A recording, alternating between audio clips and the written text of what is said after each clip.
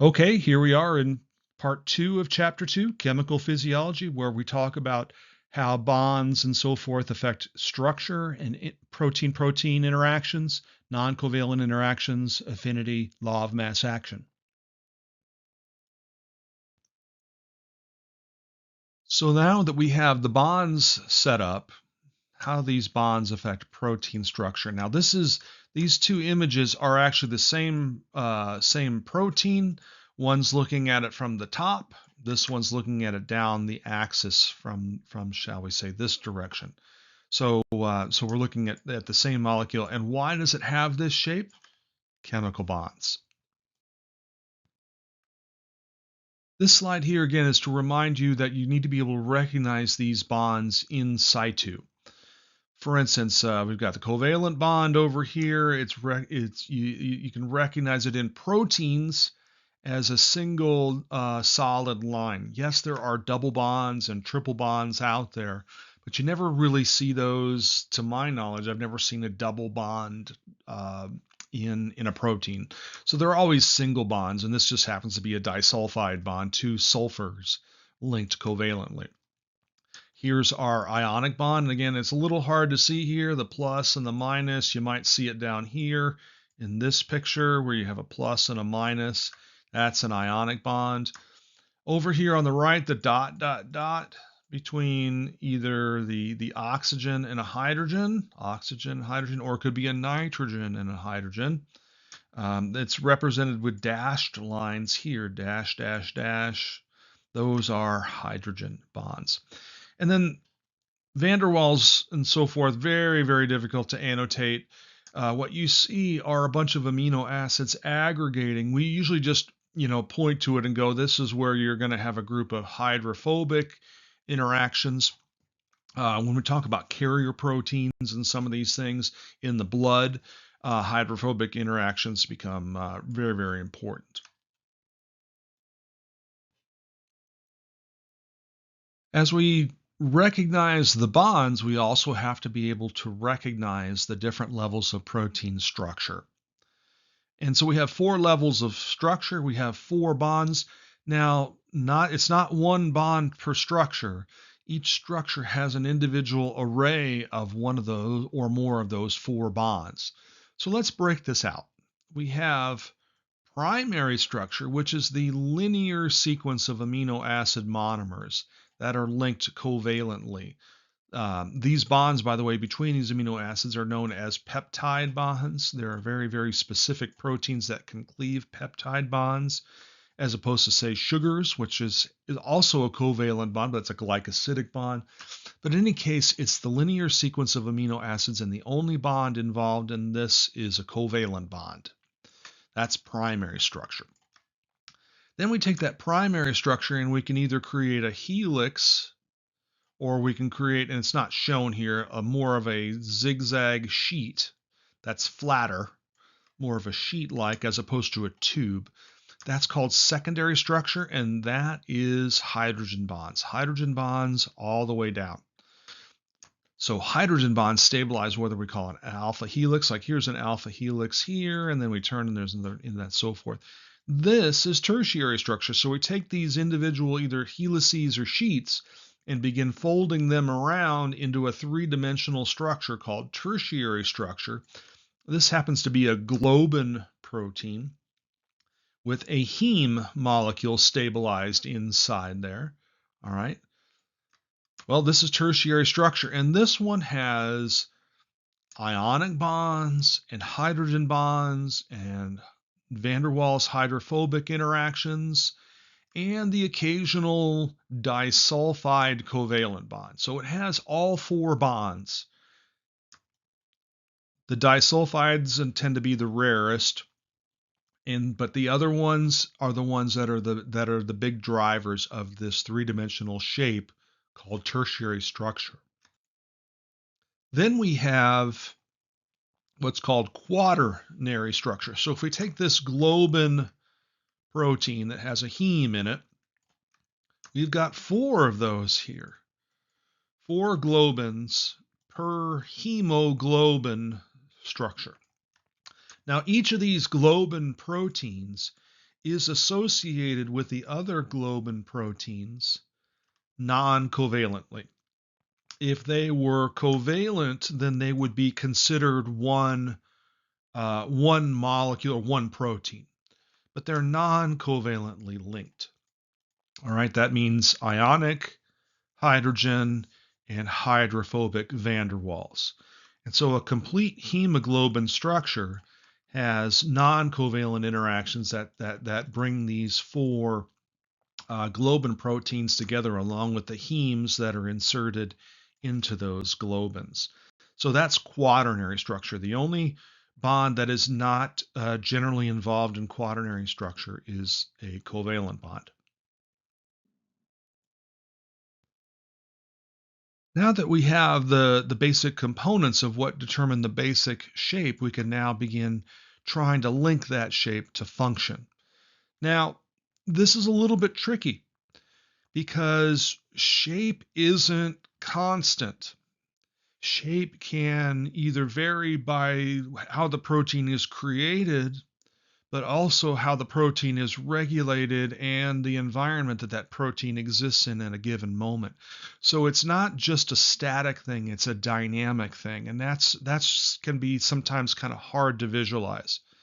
Proteins do have complex and varied shapes. That can be due to their primary structure, but also secondary, tertiary, and quaternary, and that's a dynamic process that can change over time. So if we have these basic functions of proteins here, whether they're enzymes or receptors, et cetera, we're going to be talking about these terms, so you might want to get familiar with these things. These shapes dictate these functions. If we don't have the proper shape, then what would be an enzyme can't function as a catalyst. And these shapes can change based on the environment, whether we change the chemical bonds by modifying the protein, or the environment in which the protein is located. And let's go after the big daddy of them all. And the big daddy of them all, at least in terms of this class, is hydrogen ion concentration, pH. All right. pH is just a logarithm. It's an inverse logarithm, if you will. That is to say, the lower the pH number, the more hydrogens you have, the stronger the acid. And that has a profound influence on molecular shape, especially proteins. We can see it in DNA as well. Not so much in carbohydrates, maybe a little bit in lipids. But when it comes to proteins, this is really pretty much king. It's the measure of free concentrations of hydrogen ions. And again, the lower the number, the more acidic it is. The higher the number, the more basic it is. All right. And these are aqueous situations. And so, again, anything below our magic number in our cells, and our magic number in our cells is a little bit on the alkalotic side. It's a 7.4. That is the ideal pH in our blood. It actually ranges. It's a homeostatic window, 7.35 to 7.45. Anything below 7.35 is the clinical definition of acidosis. So a lower number, 7.3, 7.25, getting dangerous. On the other side, if we start to get above 7.45 to 7.5, 7.55, 7.6, we are undergoing alkalosis. We are becoming more basic. All right. So be able to understand that concept, understand what pH means, and the magic number here and what happens when we shift.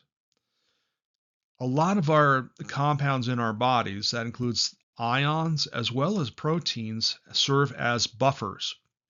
That is to say, they help prevent us deviating outside of this range of 7.35 to 7.45. This is just a figure from your book. It gives you a little bit of a designator in terms of why when we talk about an acid tends to create more protons in the aqueous solution, usually by donating a proton off the molecule itself. Like here's a carboxylic acid giving off a proton, making the solution more acidic. A base does the opposite. A base will remove protons from the solution.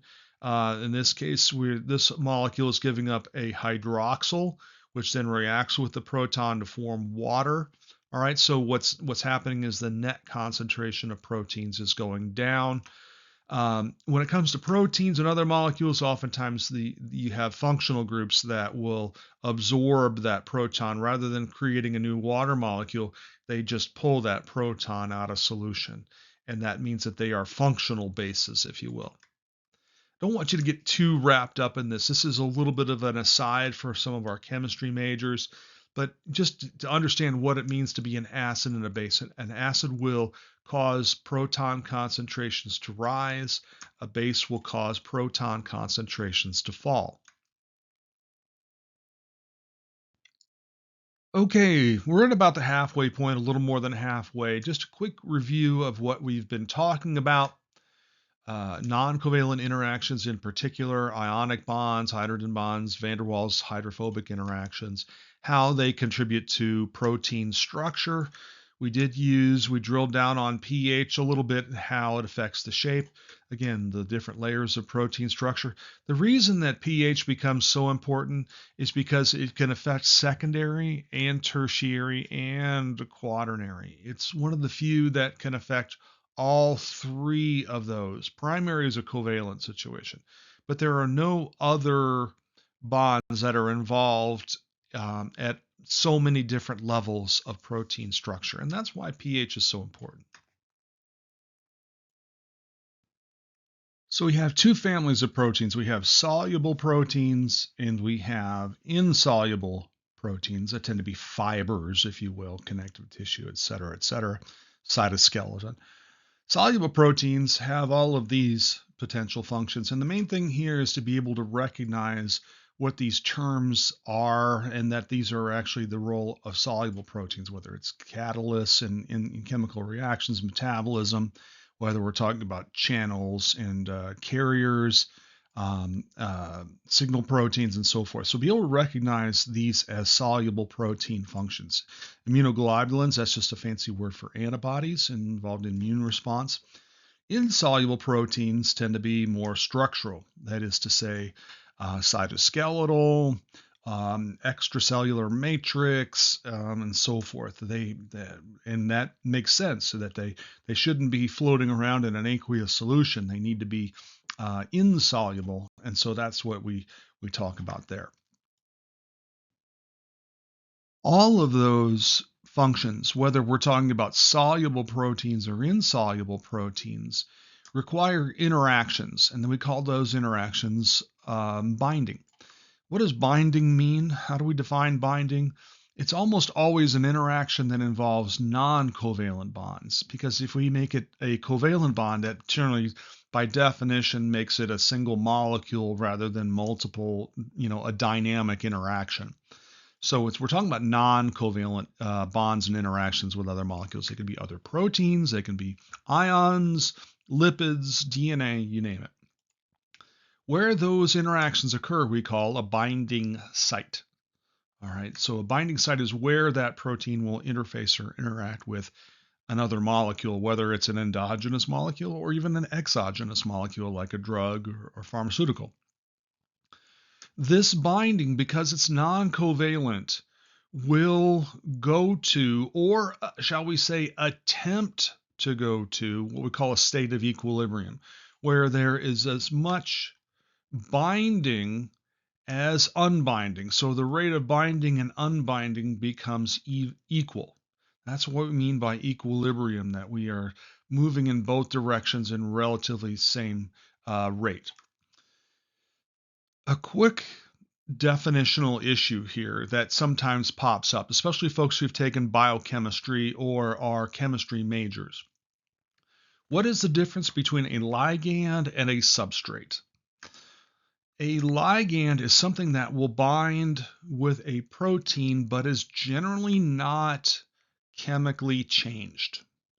All right, now there are some discrepancies here. I want to be really, really careful about this, but in this class, you may not even agree with this definition, but you're going to have to agree with it for purposes of this class. is that a ligand is something that will bind to a protein that is not fundamentally or chemically changed, if you will, versus a substrate. A substrate is changed as a process of the interaction with the protein. And proteins are specific about their binding. They're relatively specific. They're not exclusive. All right. For instance, you have opioid drugs that will bind to opioid receptors the same way that opioid peptides will bind to receptors. So the receptor can bind not only the opioid, but also the opioid peptide. If you want to get a better handle on this, this is a great link, and I strongly suggest you check it out. It's worth your time. It's just a couple minutes. So here's an example of binding. In this case, we have a ligand here. Now, this could be a substrate, but remember that a substrate gets changed. So in this case, this ligand is binding this binding site non-covalently and will attempt to reach an equilibrium. Now, the cellular processes often prevent equilibrium from being reached. We'll get into that a little later. But for now, what we're going to say is that this binding and unbinding, when it reaches equilibrium, the ligand is disassociating as quickly as it's associating. It's relatively specific. It is, or generally reversible, and it's non-covalent. All right. Here we have ligand. Let's talk about substrate. When it comes to substrates, on the other hand, the result of the interaction is a change in the status or the chemical makeup of the molecules involved. So here's our protein. It's binding the substrate. Same exact process as ligands. Non-covalent most of the time. There are some rare exceptions. Non-covalent interaction, you get that binding. That then leads to the protein altering that molecule, in this case, creating two products. That is the essence of the difference between what makes up a substrate as a ligand. If this were a ligand, it wouldn't be changed. And so that's what we're showing in this picture. Here, the ligand and the substrate are both binding. In the case of the ligand, it's binding what we call a binding site. All right. In a substrate binds, that binding site is now called an active site. Okay. So we're trying to bring some of this mishmash of terms around because sometimes substrates and ligand terms get used interchangeably. But we're going to try to lock it down for purposes of this class, that when something binds and is not changed, that's what we call a ligand, and it binds a binding site. And when that whatever molecule is going to be changed or altered in some way, it's going to be the active site, and it's a substrate. And we're going to test you on that. We're going to test your conceptual understanding of that.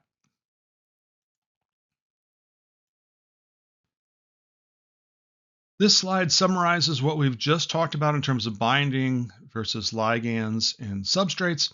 Non-covalent interactions, they occur at a binding site. If it's a substrate, we call it an active site. It's going to attempt to go to a state of equilibrium. Whether it gets there or not is an open question. And again, it will be situational, so we'll talk about that a little bit, especially in chapter later on in this unit.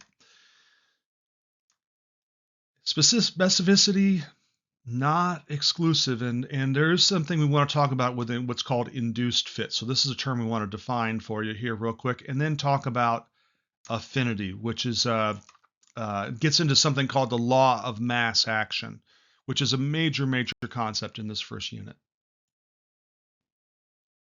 Just a quick concept to define here. It's called induced fit.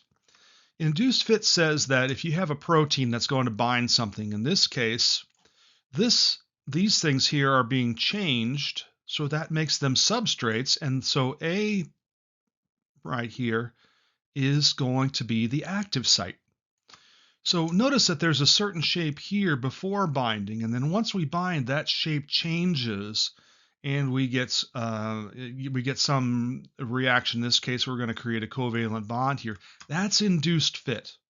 You see the shape changes as a process of the binding, and this can be due to Now, this can happen in enzymes and substrates, but can also happen in receptors and ligands. So again, here's the enzyme substrate example. You notice that the shape isn't perfectly round, not perfectly V-shaped, but once that substrate binds, that shape changes in that protein and then causes an alteration to lead to products. Induced fit model here. So boom, you see that catcher's mitt closing. In this case, the ball isn't being changed, right? So that would make the ball a ligand and the inside of that catcher's mitt a binding site. But notice what happens. The ball comes in and the catcher's mitt closes. If that catcher kept that glove open, the ball would basically bounce off the mitt onto the ground. All right. So that's an example of induced fit model for, shall we say, a protein ligand binding, as opposed to, say, a protein substrate binding. The final piece of the puzzle involves what's known as the law of mass action. I haven't put this on the slide, but we want to call it I think you should write this down, the law of mass action. You will see it in subsequent slides. The concepts of law of mass action and the larger concept of affinity are going to be the last part of this lecture today. And in this figure here, we have a molecule that's binding a protein. In this case, looks like it's going to be a ligand. I can't tell from this picture. Over on the left, we have strong binding, okay, some hydrogen bonds going on here, probably some other ones could be as well. That's strong. Over here on the right, it's not as strong because there's water involved and some other inner things going on here. That's a weak binding situation. That's getting after affinity and law of mass action a little bit. They're two different concepts, but they do work together. And so let's break these out over the next few slides. So when we have the potential for interaction between a protein and a ligand, or it could be a protein and a substrate, as I mentioned before, that interaction will attempt to achieve equilibrium. The cells won't always allow it to do that, but we're going to attempt it.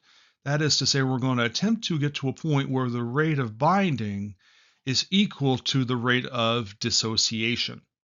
And that's a ratio, all right? Every reaction out there has a different percent which will be bound and unbound, and that's rooted in affinity. Law of mass action says that we're going to attempt to achieve equilibrium, and that percentage of what's on one side or the other is the function of affinity. So I'm going to use a few more slides to kind of get after this. So let's say we've achieved equilibrium and then we add more mass, either more protein or more ligand to the system, especially on the left side. So we're going to add more unbound protein, unbound ligand / substrate on this side.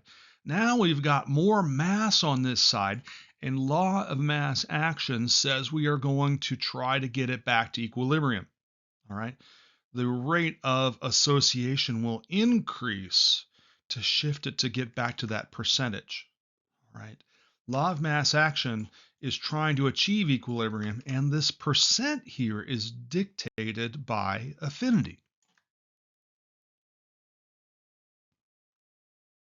And so by adding mass on the left side, specifically in this situation, what's going to happen? Adding unbound either protein or ligand or both leads to an increase in the rate going to the right, so that we get that, again, that magic percentage of equilibrium.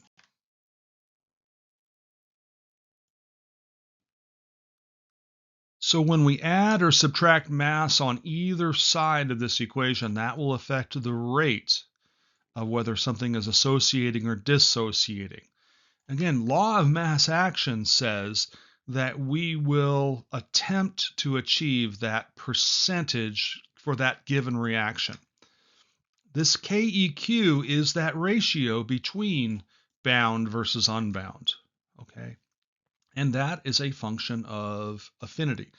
Now, this is KEQ, not to be mistaken for KD, which we're going to talk about in a couple of slides.